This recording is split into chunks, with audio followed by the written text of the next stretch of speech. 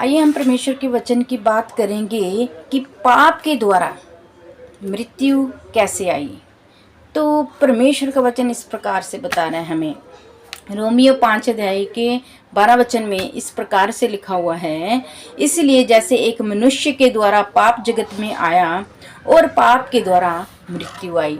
तो प्रियो, जब आदम और हवा ने परमेश्वर की आज्ञाओं को तोड़ा, उस फल को खाया, तो वो फल खाने से क्या हुआ?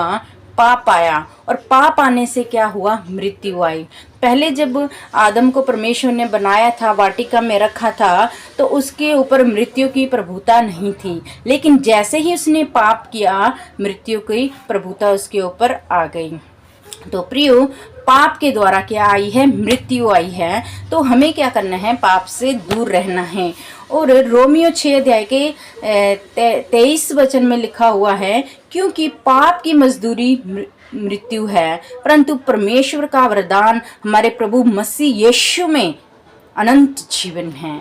तो पाप की मजदूरी क्या है? मृत्यु है। लेकिन अगर हमें जीवन पाना है तो हमें क्या करना है? प्रभु यीशु मसीह पर विश्वास करना है। हमें अपने पापों से मुख मोड़ना पड़ेगा, तौबा करनी पड़ेगी। प्रभु यीशु मसीह को अपने जीवन में हमें स्वीकार करना पड़ेगा, क्योंकि यूहन्ना 8 के 51 में इस प्रकार से लिखा हुआ है, मैं तुमसे सच कहता हूँ कि यदि कोई व्यक्ति मेरे वचन पर चलेगा तो वह अनंत काल तक मृत्यु को ना देखेगा। मतलब अनंत काल तक मृत्यु को ना देखेगा। अगर हम प्रभु की आज्ञाएं मानते हैं, प्रभु के वचनों को मानते हैं और अपना जीवन पवित्र रखते हैं, तो अनंत काल का जो हमें जीवन मिलेगा वो प्रभु में मिलेगा हमें। अगर हम पाप की प्रभुता में चलते हैं, पाप का कहना मानते हैं और अपने जीवन को प्रभु की आज्ञाओं के अनुसार नहीं जीते, तो हमारे ऊपर क्या होगा? वो अनंत काल की जो मृत्यु है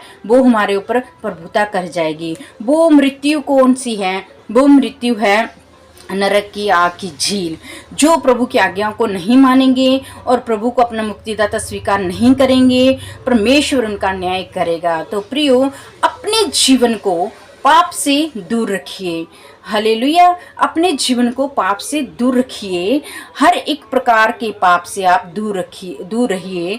किसी को बुरा मत बोलिए, बुरा मत सोचिए, झूठ मत बोलिए। घमंड भरी आंखों से परमेश्वर क्रोधित होता है।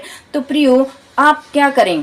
आप परमेश्वर की आज्ञाओं को जाने, प्रभु के वचनों को जाने और पाप से दूर रहिए और प्रभु यीशु मसीह के करीब रहिए, क्योंकि अनंत जीवन हमारे परमेश्वर प्रभु यीशु मसीह में है। हालेलुया। आप सबको जय मसीह की। प्रभु आप सबको आशीष बरकत दे।